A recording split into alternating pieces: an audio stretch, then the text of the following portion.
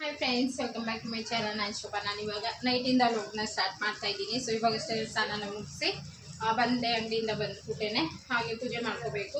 So ಬನ್ನಿ friends, ಇವತ್ತಿನ ನಮ್ಮ ಮನೆಯ ಡೈಲಿ ರೂಟೀನ್ ನಿಮ್ಮೊಟ್ಟಿಗೆ ಶೇರ್ ಮಾಡ್ತಾ ಇವತ್ತಿನ ವ್ಲಾಗ್ನ ಸ್ಟಾರ್ಟ್ ಮಾಡೋದು. ಸೊ ವಿಡಿಯೋನ ಸ್ಕಿಪ್ ಮಾಡೋದೇ ಪೂರ್ತಿ ನೋಡಿ. ವಿಡಿಯೋಸ್ ಆದರೆ ಪ್ಲೀಸ್ ಲೈಕ್ ಮಾಡಿ ಅಂತ ಹೇಳ್ತಾ, ಸೊ ಯಾರು ಸಬ್ಸ್ಕ್ರೈಬ್ ಮಾಡಿಲ್ಲ ಅಂದರೆ ಸಬ್ಸ್ಕ್ರೈಬ್ ಮಾಡ್ಕೊಳ್ಳಿ. ಅಲ್ಲಿ ಆಲ್ ಅನ್ನೋ ಆಪ್ಷನ್ ಇರುತ್ತೆ, ಅದನ್ನು ಕ್ಲಿಕ್ ಮಾಡಿ. ಆಮೇಲೆ ನಾನು ಹಾಕೊಂತ ವಿಡಿಯೋ ನಿಮಗೆ ಡೈಲಿ ನೋಟಿಫಿಕೇಶನ್ ಬರುತ್ತೆ. ಸೊ ಇವಾಗ ಅಡುಗೆ ಮಾಡ್ಕೋತಾ ಇದ್ದೀನಿ. ಫಸ್ಟು ರೈಸ್ಗೆ ಇಟ್ಟಿದ್ದೀನಿ. ರೈಸ್ ಆಗೋ ಅಷ್ಟರಲ್ಲಿ ಹೋಗಿ ಪೂಜೆ ಮುಗಿಸ್ಕೊಂಡ್ಬಂದು ಬೇರೆ ಕೆಲಸನ ಮಾಡ್ಕೊಳ್ಳೋದು. ಸೊ ಬನ್ನಿ ಇವತ್ತಿನ ನೈಟ್ ರೂಟೀನ್ ನಿಮ್ಮೊಟ್ಟಿಗೆ ಶೇರ್ ಮಾಡ್ತಾ ವಿಡಿಯೋನ ಸ್ಟಾರ್ಟ್ ಮಾಡೋದು. ಇವಾಗ ಈ ರೀತಿಯಾಗಿ ಪೂಜೆನ ಮಾಡ್ಕೊಂಡಿದ್ದೀನಿ. ಸೊ ಇವತ್ತು ಮಂಗಳವಾರ ಆಗಿರೋದ್ರಿಂದ ಸೊ ಬೆಳಿಗ್ಗೆನೇ ಅಂದರೆ ಹಿಂದಿನ ದಿವಸನೇ ಹೂವು ತಂದು ಇಟ್ಟಿದ್ದೆ ನಾನು. ಆ ಹೂವನ್ನ ಇವಾಗ ಹಾಕಿ ಪೂಜೆನ ಮಾಡಿದ್ದೀನಿ. ಸೊ ರಂಗೋಲಿ ಎಲ್ಲ ಏನು ಚೇಂಜ್ ಮಾಡೋಕ್ಕೆ ಹೋಗಲಿಲ್ಲ. ಮೊನ್ನೆ ಹಾಕಿರೋಂಥ ರಂಗೋಲಿನೇ ಇತ್ತು. ಏನಾನ ಒಂದು ಸ್ವಲ್ಪ ಹೋಗ್ತಾ ಇದೆ ಮತ್ತು ಧೂಳು ಜಾಸ್ತಿ ಆಗ್ತಾ ಇದೆ ಅಂದಾಗ ಕ್ಲೀನ್ ಮಾಡಿ ಬೇರೆ ರಂಗೋಲಿನ ಹಾಕೋತೀನಿ. ಸೊ ಸಂಜೆ ಪೂಜೆ ಈ ಥರ ಆಗಿತ್ತು.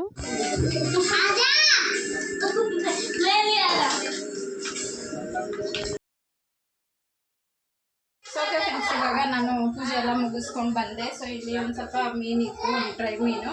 ಸೊ ನಮ್ಮ ಅಮ್ಮಗಂತ ಹೇಳಿ ಇದರಲ್ಲಿ ಸ್ವಲ್ಪ ಗೊಜ್ಜು ರೀತಿ ಮಾಡ್ಕೊಡ್ತೀನಿ. ಹಾಗೆ 2 ಆಲೂಗಡ್ಡೆ ಇದೆ. ಸೊ 2 ಆಲೂಗಡ್ಡೆ, ಈರುಳ್ಳಿ, ಟೊಮೆಟೊ ಹಾಕಿ ಒಂದು ಸ್ವಲ್ಪ ಗೊಜ್ಜು ಮಾಡ್ಕೊತೀನಿ. ಅನ್ನಕ್ಕೆ ಚೆನ್ನಾಗಿರುತ್ತೆ. ಹಾಗೆ ಸೊ ನಾನು ಬೇಗನೆ ಎಲ್ಲ ಕೆಲಸನ ಮುಗಿಸಿ ಮತ್ತೆ ಆಮೇಲೆ ಕಂಟಿನ್ಯೂ ಮಾಡ್ತೀನಿ.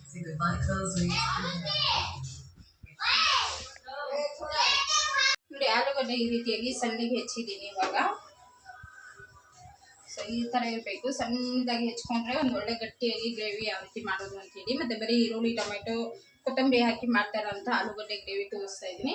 ಮತ್ತು ಅದನ್ನು ತಿಕ್ ಮಾಡೋದಕ್ಕೆ ನಾನು ಏನು ಹಾಕೋತೀನಿ ಲಾಸ್ಟಲ್ಲಿ ಅಂತೇಳಿ. ಸೊ ವಿಡಿಯೋ ಕೊನೆವರೆಗೂ ನೋಡಿ. ಈ ರೀತಿಯಾಗಿ ಹೆಚ್ಚಿ ನೀರಲ್ಲಿ ಹಾಕಿ ಎತ್ತಿಕೊಂಡಿದ್ದೀನಿ, ನೀಟಾಗಿ ವಾಶ್ ಮಾಡಿ. ಸೊ ಇದು ಇರಲಿ ಅಷ್ಟರಲ್ಲಿ ನಾನು ಟೊಮೆಟೊ, ಈರುಳ್ಳಿ ಎಲ್ಲನೂ ನ್ಯಾಶ್ ಮಾಡ್ಕೋತೀನಿ. ಗ್ರೇವಿಗೆ ಒಂದು 2 ಟೇಬಲ್ ಸ್ಪೂನ್ ಅಷ್ಟು ಎಣ್ಣೆ ಸಾಕಾಗುತ್ತೆ. ಒಂದು ಸ್ವಲ್ಪ ಸಾಸಿವೆ ಹಾಕ್ಕೊತಾ ಇದ್ದೀನಿ. ಎಣ್ಣೆ ಬಿಸಿ ಹಾಕಿದ್ರೆ ಮತ್ತು ಸ್ವಲ್ಪ ಜೀರಿಗೆ, ಸ್ವಲ್ಪ ಕರಿಬೇವು, ಬೆಳ್ಳುಳ್ಳಿ ಹಾಕ್ತಾ ಇದ್ದೀನಿ ಜಜ್ಜಿ. ಹಾಗೆ ಇಲ್ಲಿ ಈರುಳ್ಳಿ ಮತ್ತು ಕೊತ್ತಂಬರಿ ಚೆನ್ನಾಗಿ ನ್ಯಾಶ್ ಮಾಡಿದ್ದೀನಿ. ಒಂದು 4 ಈರುಳ್ಳಿ ನ್ಯಾಶ್ ಮಾಡಿದ್ದೀನಿ. ಸಣ್ಣಗೆ ಇರಬೇಕು, ಗ್ರೇವಿಗೆ ಚೆನ್ನಾಗಿರುತ್ತೆ. ಸೊ ನಿಮ್ಮ ಹತ್ರ ನ್ಯಾಚರ್ ಇಲ್ಲ ಅಂತ ಹೇಳಿದರೆ ನೀವು ಬೇಕಾದರೆ ಮಿಕ್ಸಿಯಲ್ಲಿ ಆನ್ ಆಫ್ ಮಾಡಿದ್ರು ಕೂಡ ಆಗುತ್ತೆ. ಕೊತ್ತಂಬರಿ, ಈರುಳ್ಳಿ ಹಾಕಿ ಫ್ರೈ ಮಾಡ್ಕೊಳ್ಳೋಣ. 2 ಟೊಮೆಟೊ ನ್ಯಾಶ್ ಮಾಡಿದ್ದೀನಿ. 2 ಟೊಮೆಟೊನು ಹಾಕೋತಾ ಇದ್ದೀನಿ ನಾನು. ಇವಾಗ ಮಿಕ್ಸ್ ಮಾಡ್ಕೋತಾ ಇದ್ದೀನಿ. ಎಲ್ಲ ಮಿಕ್ಸ್ ಮಾಡ್ಕೊಂಡಾದ್ಮೇಲೆ ಚೆನ್ನಾಗಿ ನ್ಯಾಶ್ ಆಗಬೇಕಿದು. ಇದು ಫುಲ್ಲು ಎಣ್ಣೆ ತೇಲೋವರೆಗೂ ಫ್ರೈ ಮಾಡ್ಕೊಳ್ಳೋಣ. ಇಲ್ಲಿ ಅಚ್ಕಾರದ ಪುಡಿ ಒಂದು 2 ಟೇಬಲ್ ಸ್ಪೂನ್ ಅಷ್ಟು ಹಾಕ್ತಾ ಇದ್ದೀನಿ. ಚೆನ್ನಾಗಿರುತ್ತೆ. ಇದು ಮನೇಲಿ ಹಾಕಿರೋದು, ಅಷ್ಟೊಂದು ಮಾಡಿರೋಂಥ ಖಾರದ ಪುಡಿ. ಅಷ್ಟೊಂದೇನು ಖಾರ ಇಲ್ಲ, ಹಾಗಾಗಿ 2 ಟೇಬಲ್ ಸ್ಪೂನ್ ಫುಲ್ಲಾಗಿ ನಾನು ಚಿಲ್ಲಿ ಪೌಡ್ರ್ ಆ್ಯಡ್ ಮಾಡಿದ್ದೀನಿ. ಸೊ ಇವಾಗ ಮಿಕ್ಸ್ ಮಾಡ್ಕೊಳ್ತಾ ಇದ್ದೀನಿ. ನೋಡಿ, ಒಂದು ಸ್ವಲ್ಪ ಆಗುವಷ್ಟು ನಾನು ಅರಿಶಿನ ಪುಡಿ ಹಾಕಿದ್ದೀನಿ. ನೀಟಾಗಿ ಫುಲ್ಲು ಫ್ರೈ ಆಗಿದೆ ನೋಡ್ಬೋದು. ಈರುಳ್ಳಿ ಮತ್ತು ಟೊಮೆಟೊ ಏನಿದೆ ಪೂರ್ತಿಯಾಗಿ ಎಣ್ಣೆ ಬಿಡೋವರೆಗೂ ನಾನು ಫ್ರೈ ಮಾಡ್ಕೊಂಡಿದ್ದೀನಿ. ಸೊ ಇಷ್ಟಾದರೆ ಸಾಕಾಗುತ್ತೆ. ಇವಾಗ ನಾನು ಆಲೂಗಡ್ಡೆ ಹಾಕೋತೀನಿ. ಉಪ್ಪು ಮಾತ್ರ ಲಾಸ್ಟಲ್ಲಿ ಹಾಕ್ತೀನಿ, ಯಾಕೆಂದರೆ ನೀರು ಹಾಕಿದ್ಮೇಲೆ ನಾವು ಉಪ್ಪನ್ನ ಆ್ಯಡ್ ಮಾಡಬೇಕು. ಇವಾಗ ಹಾಕಿದ್ರೆ ಸರಿಯಾಗಿ ಗೊತ್ತಾಗೋದಿಲ್ಲ. ಹಾಗಾಗಿ ಸೊ ಆಲೂಗಡ್ಡೆ ಎಲ್ಲ ಹಾಕಿ ನೀರು ಹಾಕಿ ಆಮೇಲೆ ಉಪ್ಪು ಹಾಕ್ಕೊಂಡು ಇಷ್ಟಾದರೆ ಸಾಕು. ಆಲೂಗಡ್ಡೆ ನಾನು ಸಣ್ಣಗೆ ಹೆಚ್ಚಿರೋಂಥ ಆಲೂಗಡ್ಡೆ ಇವಾಗ ಗ್ರೇವಿ ಸೇರಿಸ್ಕೋತಾ ಇದ್ದೀನಿ. ಚೆನ್ನಾಗಿರುತ್ತೆ ಈ ಗ್ರೇವಿ, ತುಂಬಾ ಚೆನ್ನಾಗಿರುತ್ತೆ.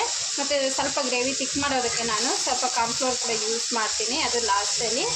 ಸೊ ನೋಡಿ ನಾನು ಯಾವ ಟೈಮಲ್ಲಿ ಹಾಕ್ತೀನಿ ಅಂತೇಳಿ ನೋಡ್ಕೊಳ್ಳಿ. ಆಲೂಗಡ್ಡೆ ಹಾಕಿದ್ದೀನಿ. ಆಲೂಗಡ್ಡೆ ಹಾಕಿ ಇವಾಗ ಒಂದು ಒಳ್ಳೆ ಮಿಕ್ಸ್ ಮಾಡ್ಕೊತಾ ಇದ್ದೀನಿ. ನೀಟಾಗಿ ಮಿಕ್ಸ್ ಮಾಡಿ ಆಮೇಲೆ ನೀರು ಹಾಕ್ಕೊತೀನಿ ಅದಕ್ಕೆ. ಹಿಂಗೆ ಕೂಡ ನಾವು ಪಲ್ಯ ಮಾಡ್ಕೊಳ್ಳೋದಿದ್ರೆ ಸೊ ಇದೇ ರೀತಿಯಾಗಿ ಒಂದು 5 ನಿಮಿಷ ಬೇಯಿಸ್ಕೊಂಡ್ರೆ ಪಲ್ಯ ಆಗುತ್ತೆ. ಉಪ್ಪು ಹಾಕಿದ್ರೆ ಆಯಿತು. ಪಲ್ಯ ಬೇಡ, ಒಂದು ಸ್ವಲ್ಪ ಗ್ರೇವಿ ಬೇಕು ಅಂದರೆ ಒಂದು ಸ್ವಲ್ಪ ನೀರು ಹಾಕಿ ಚೆನ್ನಾಗಿ ಬೇಯಿಸ್ಕೋಬೇಕು. ಒಂದು 10 ನಿಮಿಷ ಒಳಗಡೆ ರೆಡಿ ಆಗುತ್ತೆ ಈ ಆಲೂಗಡ್ಡೆ ಗ್ರೇವಿ. ತುಂಬಾ ಟೇಸ್ಟಿ ಇರುತ್ತೆ, ಎಮ್ಮಿ. ಚಪಾತಿ ಬೀಟ್ರೂಟ್ ಪಲ್ಯ ಮಾಡೋಣ ಅಂದ್ಕೊಂಡಿದ್ದೆ. ಹೆಂಗೋ 2 ಆಲೂಗಡ್ಡೆ ಇತ್ತು, ಮೊಳಕೆ ಕೂಡ ಬರೋಕ್ಕೆ ಸ್ಟಾರ್ಟ್ ಆಗಿತ್ತು. ಹಾಗಾಗಿ ಆಲೂಗಡ್ಡೆ ಗ್ರೇವಿನ ಮಾಡ್ಕೊತಾ ಇದ್ದೀನಿ ಇವತ್ತು. ಒಂದು 5 ನಿಮಿಷ ಬರೀ ಎಣ್ಣೆಲ್ಲೇ ಫ್ರೈ ಮಾಡಿದಾದ್ಮೇಲೆ ನೀರು ಹಾಕ್ಕೊತಾ ಇದ್ದೀನಿ. ಒಂದು 10 ಲೋಟ ನೀರು ಹಾಕ್ಕೊತೀನಿ. ಇದು ಗಟ್ಟಿ ಗ್ರೇವಿ ಆಗುತ್ತೆ ಲಾಸ್ಟಲ್ಲಿ. ಇನ್ನು ಚೆನ್ನಾಗಿ ಕುಡಿಬೇಕಿದು. ಸೊ ಇನ್ನೊಂದು ಸ್ವಲ್ಪ ನೀರು ಹಾಕಿ ಉಪ್ಪು ಹಾಕ್ಕೊತೀನಿ. ಬೇಕಾದರೆ ಇದಕ್ಕೆ ಒಂದು ಸ್ವಲ್ಪ ಧನಿಯಾ ಪುಡಿ, ಸಾಂಬಾರು ಪುಡಿ ಏನು ಬೇಕಾದರೂ ಹಾಕ್ಕೋಬೋದು, ಚೆನ್ನಾಗಿರುತ್ತೆ. ಇಲ್ಲ ಬೇಡ ಅಂದರೆ ಒಂದು ಸ್ವಲ್ಪ ಮಟನ್ ಮಸಾಲ ಹಾಕಿದ್ರೆ ಇನ್ನೂ ಚೆನ್ನಾಗಿರುತ್ತೆ. ಸೊ ನಾನೇನು ಆ್ಯಡ್ ಮಾಡ್ತೀನಿ ಅಂತೇಳಿ ನೋಡಿ. ಆಲೂಗಡ್ಡೆ ಗ್ರೇವಿ ಚೆನ್ನಾಗಿ ಕುದೀತಾ ಇದೆ. ಇವಾಗ ರುಚಿಗೆ ತಕ್ಕಷ್ಟು ಉಪ್ಪು ಹಾಕ್ಕೋತಾ ಇದ್ದೀನಿ. ಇದು ಚೆನ್ನಾಗಿ ಬೇಯಬೇಕು ಆಲೂಗಡ್ಡೆ. ಒಂದು 10 ನಿಮಿಷ ರೆಡಿ ಆಗಿಬಿಡುತ್ತೆ. ಓಕೆ, ಉಪ್ಪು ಹಾಕಿದ್ದೀನಿ, ಬೇಯ್ತಾ ಇರಲಿ ಇದನ್ನು. ಓಕೆ, ಇವಾಗ ಆಲೂಗಡ್ಡೆ ಗ್ರೇವಿ ಬೇಯೋಷ್ಟರಲ್ಲಿ ಪಾಪುಗೆ ನಾನು ಪ್ಲೇಟ್ನ ಮುಚ್ಚಿದ್ದೀನಿ. ಪಾಪುಗೆ ಊಟ ಮಾಡಿಸ್ಬಿಟ್ಟು ಮತ್ತೆ ಆಮೇಲೆ ವ್ಲಾಗ್ಸ್ ಕಂಟಿನ್ಯೂ ಮಾಡ್ತೀನಿ. ಅವನಿಗೆ ಇವಾಗ ಮೊಸರಿಂದ ರೈಸ್ ತಿನ್ನಿಸ್ಬಿಟ್ಟು ಬರ್ತೀನಿ. ಸೆಕೆ 10 ಟೇಬಲ್ ಸ್ಪೂನ್ ಆಗೋಷ್ಟು ಕಾರ್ನ್ಫ್ಲೋರ್ ಹಾಕ್ತಾಯಿದ್ದೀನಿ. ಆವಾಗ ನಮಗೆ ಗ್ರೇವಿ ತುಂಬಾ ತಿಕ್ಕಾಗಿ ಬರುತ್ತೆ. ಜಸ್ಟ್ ಇಷ್ಟು ಹಾಕಿದ್ರೆ ಸಾಕಾಗುತ್ತೆ. ನೀರು ಹಾಕಿ ಮಿಕ್ಸ್ ಮಾಡಿಕೊಂಡು ಅದಾದಮೇಲೆ ನಾವು ಗ್ರೇವಿನ ಸೇರಿಸ್ಕೋಬೇಕು. ಆಲೂಗಡ್ಡೆ ಗ್ರೇವಿಗೆ ಆಯಿತು. ಆಲೂಗಡ್ಡೆ ಗ್ರೇವಿಗೆ ಸ್ವಲ್ಪ ಕಾರ್ನ್ಫ್ಲೋರ್ ಹಾಕಿದ್ರೆ ಗ್ರೇವಿ ತುಂಬಾ ತಿಕ್ಕಾಗಿ ಬರುತ್ತೆ. ನಿಮಗೆ ಅನ್ನದ ಜೊತೆ ತಿನ್ನೋದಕ್ಕಂತೇಳಿ ನೋಡಿ. ಆಲೂಗಡ್ಡೆ ಕೂಡ ಬೆಂದಿದೆ. ಜಸ್ಟ್ ಒಂದು 2 ಮಿನಿಟ್ಸ್ ಬೆಂದರೆ ಸಾಕು. ಆಲೂಗಡ್ಡೆ ಕೂಡ ಬೆಂದಿದೆ. ಸೊ ಬೆಂದಿದೆ ಇಲ್ಲ ಅಂಥೇಳಿ ಒಂದು ಆಲೂಗಡ್ಡೆ ಪೀಸ್ ನಾವು ತೆಗೆದು ನೋಡ್ಬೋದು. 5 ನಿಮಿಷಕ್ಕೆಲ್ಲ ಬೆಂದೋಗುತ್ತೆ, ಯಾಕಂದರೆ ಸಣ್ಣಗೆ ಹೆಚ್ಚಿದ್ದೀನಲ್ಲ. ಮತ್ತು ಗ್ರೇವಿ ಕೂಡ ನೋಡಿ ಏನು ಮಸಾಲ ರುಬ್ದಿರ ಯಾವ ರೀತಿಯಾಗಿ ಬಂತು ಅಂಥೇಳಿ. ಸೊ ಚಪಾತಿಗೆ, ರೊಟ್ಟಿಗೆ, ಮುದ್ದೆಗೆ ಎಲ್ಲದಕ್ಕೂ ಚೆನ್ನಾಗಿರುತ್ತೆ. ಅನ್ನಕ್ಕಂತೂ ತುಂಬಾ ಇಷ್ಟ ಆಗುತ್ತೆ. ಸೊ ಆಲೂಗಡ್ಡೆ ಎಲ್ಲರಿಗೂ ಇಷ್ಟ ಆಗುತ್ತೆ ಅಂಥೇಳಿ ನಾನು ಈ ರೀತಿ ಸಿಂಪಲ್ಲಾಗಿ ಮತ್ತು ದಿಢೀರಂತ ಮಾಡ್ಕೊಂಡಿದ್ದೀನಿ. ಸೊ ಅಡುಗೆ ಯಾವುದು ಫಾಸ್ಟಾಗಿ ಆಗುತ್ತೋ ಅಂಥ ಅಡುಗೆಗಳನ್ನ ಮಾಡಿ ನಿಮ್ಮೊಟ್ಟಿಗೆ ಶೇರ್ ಮಾಡ್ತಾ ಇರ್ತೀನಿ. ಸೊ ಗ್ಯಾಸ್ ಆಫ್ ಮಾಡ್ತೀನಿ. ಇವಾಗ ರೆಡಿಯಾಗಿದೆ.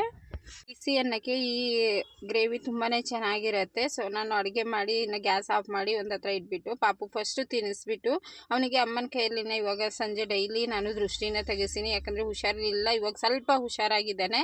ಹಾಗಾಗಿ ಅವನಿಗೆ ಸ್ವಲ್ಪ ಫೋನ್ ಕೈ ಕೊಟ್ಟರು ಹೊಟ್ಟೆ ತುಂಬ ತಿನ್ನಿಸ್ತಾ ಇದ್ದೀನಿ. ಇಲ್ಲಾಂದರೆ ಅವನು ತಿನ್ನೋದಕ್ಕೆ ಹೋಗಲ್ಲ.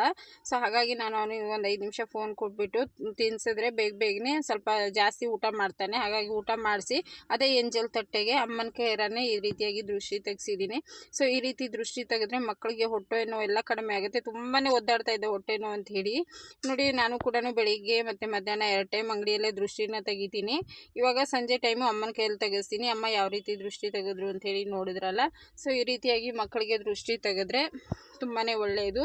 ಒಂದು ವೇಳೆ ದೃಷ್ಟಿ ಆಗಿದ್ರೆ ಬೇಗ ವಾಸಿ ಆಗುತ್ತೆ ಅನ್ನೋದಕ್ಕೋಸ್ಕರ ದೃಷ್ಟಿನ ತೆಗೆಸಿದ್ದು.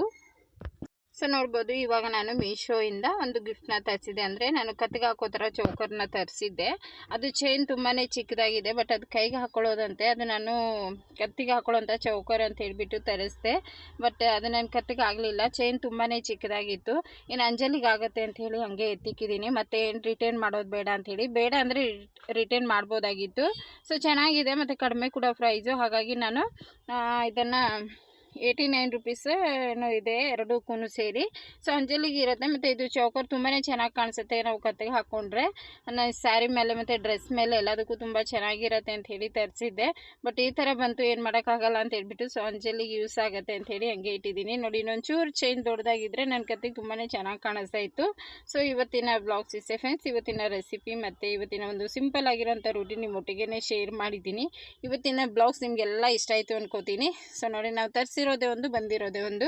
ಸೊ ಪರವಾಗಿಲ್ಲ, ಬೇರೆ ಅಂಜಲಿಗೆ ಯೂಸ್ ಆಗುತ್ತೆ ಅಂದ್ಕೊಂಡು ಇಟ್ಟಿದ್ದೀನಿ. ಬೇಡ ಅಂದರೆ ಕೂಡ ರಿಟರ್ನ್ ಮಾಡ್ಬೋದು. ಸೊ ಬನ್ನಿ, ಇವತ್ತಿನ ವ್ಲಾಗ್ಸ್ನ ಇಲ್ಲಿಗೆ ಮುಗಿಸಿ ಮತ್ತೆ ನಾಳೆ ಇನ್ನೊಂದು ಹೊಸ ವ್ಲಾಗ್ ಜೊತೆ ಮತ್ತೆ ಸಿಗೋಣ. ಸೊ ದಿನನಿತ್ಯ ನಮ್ಮ ಮನೆಯ ರೂಟೀನ್ ನಿಮ್ಮೊಟ್ಟಿಗೆ ಶೇರ್ ಮಾಡ್ತಾ ಇರ್ತೀನಿ. ಸೊ ಈ ವಿಡಿಯೋಗಳು ಹೇಗೆ ಅನಿಸುತ್ತೆ ಅಂಥೇಳಿ ಕಮೆಂಟ್ ಮಾಡಿ. ಬೇರೆ ಯಾವ ಥರ ಆದರೂ ವಿಡಿಯೋ ಬೇಕಂದರೆ ಅದಕ್ಕೂ ಕೂಡ ಕಮೆಂಟ್ ಮಾಡಿ ಫ್ರೆಂಡ್ಸ್. ಹಾಗೆ ನಿಮ್ಮ ಸಪೋರ್ಟ್ ಸದಾಕಾಲ ಹಾಗೆ ಇರಲಿ ಅಂತ ಹೇಳ್ತಾ ಇವತ್ತಿನ ವ್ಲಾಗ್ನ ಇಲ್ಲಿಗೆ ಮುಗಿಸಿ ಮತ್ತೆ ನಾಳೆ ಇನ್ನೊಂದು ಹೊಸ ವ್ಲಾಗ್ ಜೊತೆ ಮತ್ತೆ ಸಿಗೋಣ ಫ್ರೆಂಡ್ಸ್. ಬಾಯ್.